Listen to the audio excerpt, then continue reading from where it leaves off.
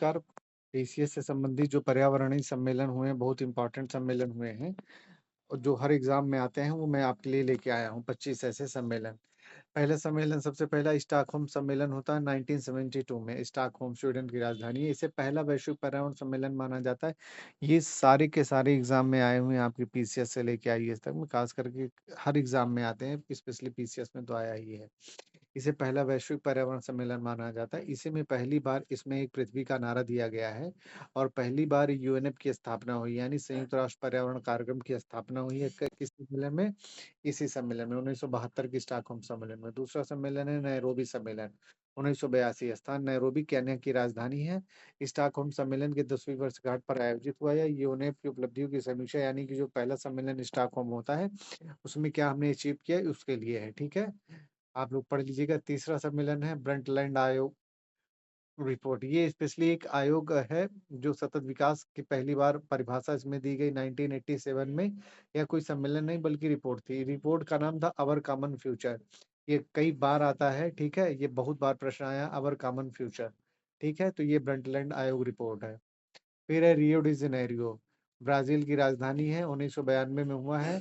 United nation conference on environment and development. ठीक है, इसमें पहली बार एजेंडा 21 अपनाया गया है। कौन सा एजेंडा अपनाया गया है रियो डी जेनेरियो सम्मेलन में? एजेंडा 21। जैव विविधता संधि और जलवायु परिवर्तन फ्रेमवर्क संधि पहली बार स्वीकार हुई। ठीक है, और पहली बार सतत विकास के लिए एक कार्य योजना बनी। ये बहुत ही इंपॉर्टेंट है। 1992 में रियो सम्मेलन कहाँ पे?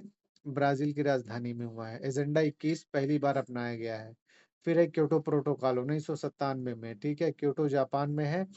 ग्रीन हाउस गैसों में पहली बार ग्रीन हाउस गैसों में कटौती के कानूनी लक्ष्य इसी इसी सम्मेलन में पहली बार ग्रीन हाउस गैसों में कटौती के कानूनी लक्ष्य पहली बार तय किए गए हैं। ठीक है ना। कार्बन क्रेडिट और क्लीन डेवलपमेंट मैकेनिज्म की सीडीएम की अवधारणा पहली बार हुई है और 2005 से ये लागू हुआ है। पहली बार किस सम्मेलन से कार्बन क्रेडिट और क्लीन डेवलपमेंट मैकेनिज्म की अवधारणा हुई है? तो ये क्योटो प्रोटोकॉल है। ठीक है, पहली बार ग्रीन हाउस गैसों में कटौती के कानूनी लक्ष्य को कहा गया है। फिर है जोहानिसबर्ग सम्मेलन, रियो प्लस 10 जिसको कहा जाता है, यानी कि रियो में 1992 में पहला सम्मेलन हुआ, तो उसके बाद 10 साल के बाद हुआ था जोहानिसबर्ग में सतत विकास पर 10 वर्षों की समीक्षा और रियो समिट की अधूरी योजनाओं की समीक्षा। ठीक है, तो रियो 10 कहाँ पे हुआ था? जोहानिसबर्ग में हुआ था 2002 में। फिर है कोपेनहेगन सम्मेलन। ठीक है, 2009 में कॉप 15 जिसे बोला जाता है, कोपेनहेगन सम्मेलन। ठीक है, कोपेनहेगन सम्मेलन कॉप 15 जिसे बोला जाता है। जलवायु परिवर्तन के मुद्दे पर विश्व का ध्यान गया। 2 डिग्री सेल्सियस तक वैश्विक तापमान सीमित करने पर सहमति बनी।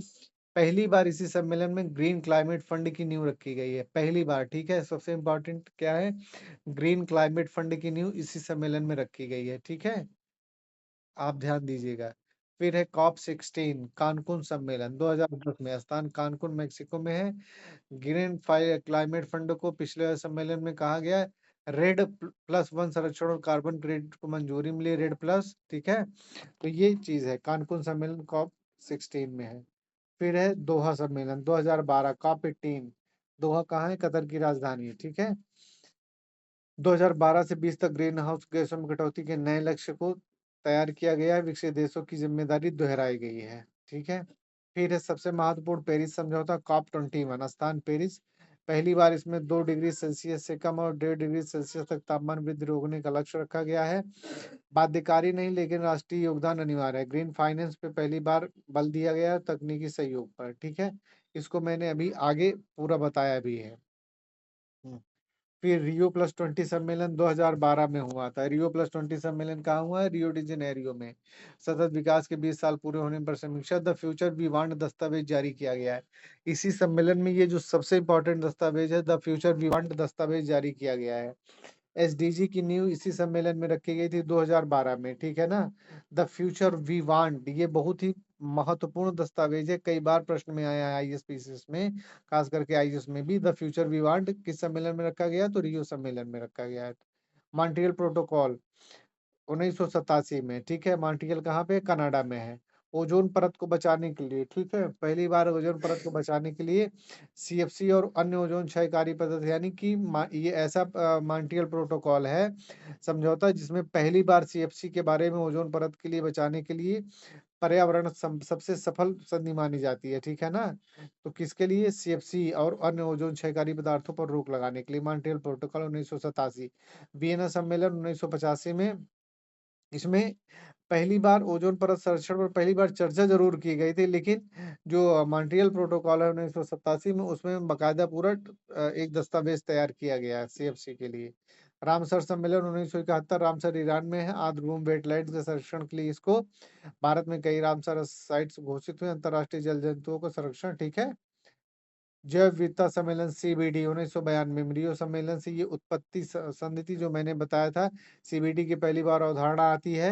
जैव संसाधनों का संरक्षण और सतत उपयोग उद्देश्य 196 से अधिक देश इसमें शामिल है। भारत ने इसी संधि के आधार पर 2002 में जैव विविधता अधिनियम बनाया था, ठीक है? ये आप लोग याद रखिएगा, भारत ने इसी सम्मेलन सीबीडी के आधार पर जैव विविधता अधिनियम बनाया था। कार्टाजेना प्रोटोकॉल 2000 में है, ठीक है? जैव विविधता से संबंधित ये भी है, ठीक है? किससे संबंधित है? जैव विविधता से संबंधित है कार्टाजेना प्रोटोकॉल 2000 में, ठीक है? देख लीजिए आप लोग। फिर नगोया प्रोटोकॉल 2010 में, वही सीबीडी से जैव विविधता से संबंधित है, ठीक है? नगोया प्रोटोकॉल 2010 में। फिर है बाली सम्मेलन, बाली वो टाइपिंग में गलती हो गई। बाली सम्मेलन 2007 कॉप 13 हुआ था। बाली रोड मैप तैयार हुआ था जलवायु परिवर्तन के दीर्घकालीन समाधान पर।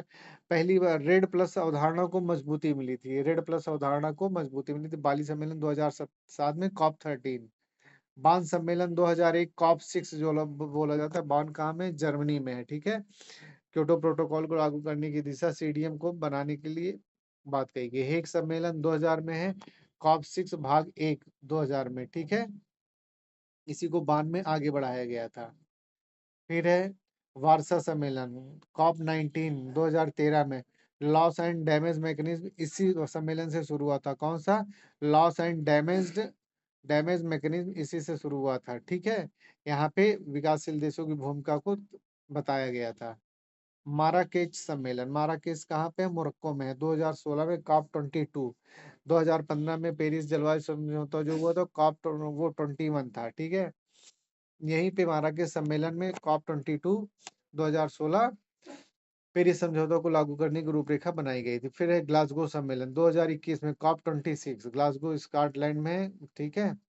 2030 तक उत्सर्जन कम करने पर जोर दिया गया था। वित्तीय सहायता $100 बिलियन प्रतिवर्ष तय किया गया था, ठीक है? 1.5 डिग्री सेल्सियस के पर्यावरण को लाने पे तय किया गया था।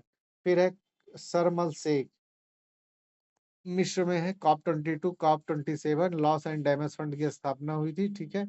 शर्म एल शेख कॉप 22 वो कॉप 27 2022 में हुआ था। दुबई सम्मेलन जिसको कॉप 28 भी बोला जाता है 2023 में हुआ है, ठीक है? पहली बार ग्लोबल स्टॉक टेक रिपोर्ट पेश हुई थी। पहली बार कौन सी रिपोर्ट पेश हुई थी? दुबई सम्मेलन 2023 में कॉप 21 में ग्लोबल स्टॉक टेक्स रिपोर्ट, ठीक है? पहली बार। और क्लाइमेट जस्टिस जलवायु न्याय की अवधारणा इसी सम्मेलन में पहली बार मजबूत हुई थी। अब ये साथियों 25 जो सबसे प्रमुख सम्मेलन थे पर्यावरण से संबंधित। अब मैं आपको कॉप 21 2015 जो पेरिस फ्रांस में हुआ तो उसके जो बहुत प्रमुख बिंदु हैं उसको बता दूं क्योंकि वहां से हर बार प्रश्न आते ही आते हैं। तो वैसे 2021-2015 के जो प्रमुख अंश हैं कॉप 21 के, वैश्विक तापमान सीमा 2100 तक औसत तापमान वृद्धि को 2 डिग्री सेल्सियस से नीचे रखना है। प्रयास करना है कि अवधि 1.5 डिग्री सेल्सियस से कम रहे। ग्रीन हाउस गैस उत्सर्जन में कटौती करना है। सभी देशों को अपने अपने राष्ट्रीय स्तर पर निर्धारित योगदान एनडीसी तय करके बताना और उस पर अमल करना होगा, ठीक है? हर 5 साल में इन लक्ष्यों की समीक्षा और अधिक सख्त कदम होंगे। वित्तीय सहायता, विकसित देश जिन्होंने ऐतिहासिक रूप से प्रदूषण ज्यादा किया को 2020 से हर साल $100 अरब विकासशील देशों की मदद के लिए देना होगा, ठीक है? कितना ये प्रश्न आता है। विकसित देश को 2020 से हर साल $100 अरब विकासशील देशों की मदद के लिए देना होगा। यह पैसा स्वच्छ ऊर्जा, हरित तकनीक, अनुकूलन और आपदा प्रबंधन में लगेगा। फिर है वन संरक्षण और कार्बन सिंक।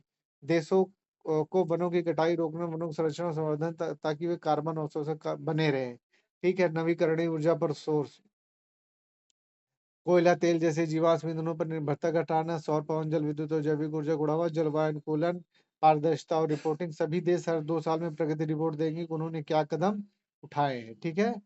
एसडीजी कब से कब तक रहेगा? ये 2015 से 2030 तक रहेगा, जो सतत विकास लक्ष्य हैं, संयुक्त राष्ट्र के जो 17 लक्ष्य हैं। अब ये जो 17 लक्ष्य हैं, ये बहुत इंपॉर्टेंट है, ये बार बार प्रश्न पूछता है। ठीक है। तो ये है, पहला गरीबी उन्मूलन है, सतत विकास का जो लक्ष्य है, पहला पॉइंट। दूसरा भूख की समाप्ति। तीसरा अच्छा स्वास्थ्य और कल्याण।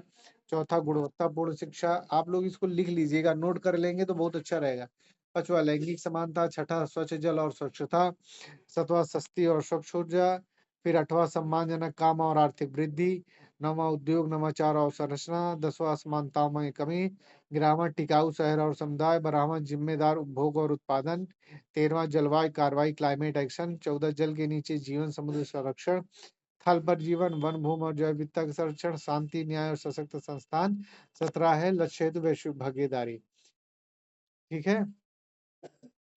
जैसे इसमें पेरिस समझौता जो पर्यावरण से जुड़े अनिवार्य दायित्व हैं, लक्ष्य 7, 12, 13, 14 और 15 सीधे पर्यावरण जलवायु से जुड़े हैं। ठीक है, जो सभी देशों को करना होगा। जैसे लक्ष्य 7 है स्वच्छ ऊर्जा बढ़ाना, लक्ष्य 12 है जिम्मेदार उपभोग व उत्पादन, जलवायु कार्रवाई कार्रवाई एमिशन कटौती प्लस एडेप्टेशन, महासागर समुद्र और समुद्री संसाधनों का संरक्षण, वन, भूमि और जैव विविधता का संरक्षण, वित्तीय और तकनीकी सहायता। कहने का मतलब है, अगर ये पूछ लिया जाए कि एसडीजी में कितने ऐसे अनुच्छेद हैं, बातें हैं, यानी कि बिंदु हैं जो सीधे पर्यावरण व जलवायु से जुड़े हैं, तो 7 है, 12 है, 13 है, 14 है, 15 है। एक आपको 7 याद करना है, 12, 13 ये आपको कोई नहीं बताता है। ये आप समझ लीजिए कि बहुत रिसर्च करने के बाद पता चलता है कि सीधे पर्यावरण से कौन जुड़े हैं, कौन सामान्य चीजों से जुड़े हुए हैं। तो ठीक है, तो 7, 12, 13, 14 और 15 ये सीधे पर्यावरण और जलवायु से जुड़े हुए हैं। ठीक है। तो ठीक है साथियों, फिर आपको वीडियो कैसा लग रहा है, ये लेक्चर कैसा लग रहा है, आप जरूर बताइएगा। ठीक है, नमस्कार।